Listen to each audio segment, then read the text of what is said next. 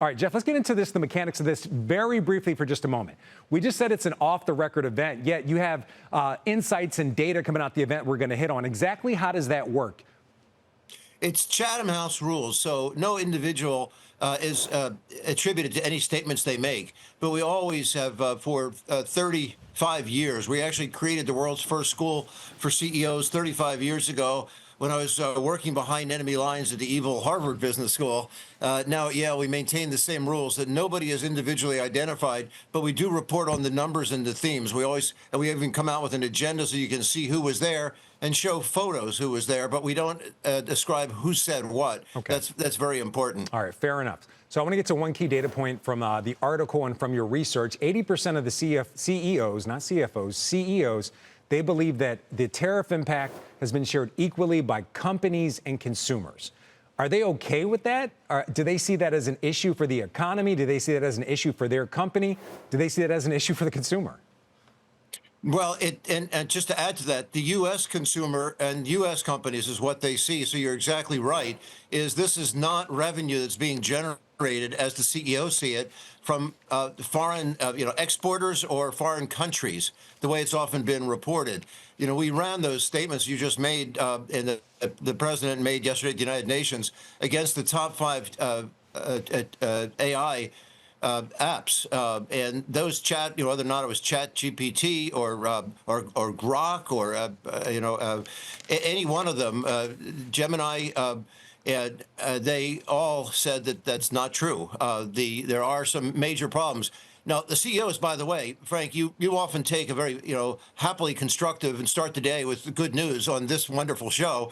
And the CEOs do applaud the improvements in taxes, regulation, AI, efficiencies. The one big beautiful bill, like it or not, it was remarkable. They came in on schedule. He met the July 4th schedule. Very few people thought it was possible. The border crossings are way down. We're surprised, though, he doesn't make more of that. But on tariffs, they're very upset. 71% of them tell us it's bad for their companies. 2/3 say that the tariffs, in fact, are particularly harmful for the economy. They also tell us that 3/4 of them believe that there's a lot of confusion out there, and that the court system was right. These tariffs probably won't held up to be legitimate, especially against selectively against like Brazil, where it's purely for political reasons, not economical at all. We want to stay away from the politics for a second, Jeff. Mind if I just bring it back? Number one, this is amazing data from many leading CEOs here in the U.S. I do want to point out one thing, whether it's Inauguration Day, other times at the White House, the state dinner in London, we see a lot of big name CEOs of very big companies, whether tech companies and finance companies, that seem very closely aligned with the president and his policies. Why are these CEOs seeing things so differently? Well, the tech companies and the finance companies, I would not group them together.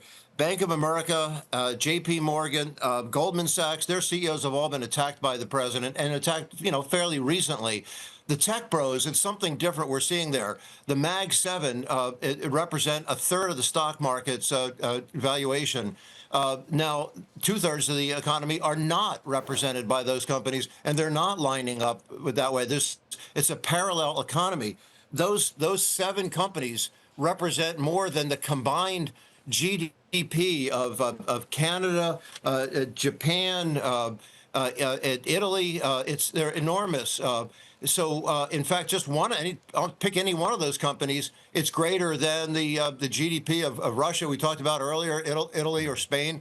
So they are enormous all in themselves, but that's not most of the U.S. economy. They're not lining up. In fact, many of those people, even though they go to the White House, some of those people were with us, they also complain separately about being shaken down.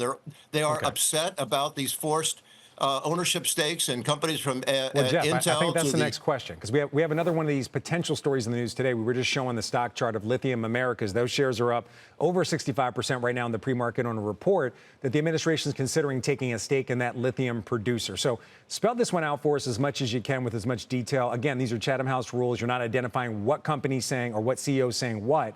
But how do they feel about the idea of the U.S. government taking a 10% stake in Intel and possibly taking considerable stakes in other publicly traded companies?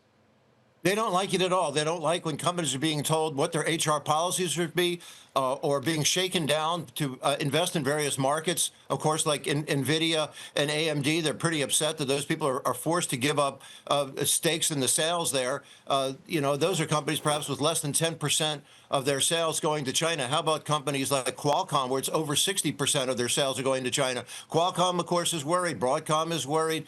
The companies like Analog is worried, Texas Instruments is worried, and their major competitor is the United States. So this is flies in the face of free market, laissez-faire economics, from Adam Smith to Hayek to Ayn Rand to Paul to Samuel to Friedman, Milton Friedman. So they're pretty horrified, not just on the philosophical side, but just on the efficiency. This central planning rarely works, and the idea of giving up these stakes because we've given some amount of money. Well, in Trump 1.0, we gave 100 times as much money in the CARES Act and the large Comprehensive Appropriations Act, 100 times as much money as the CHIPS money was given away. Jeff, we got to leave the conversation there.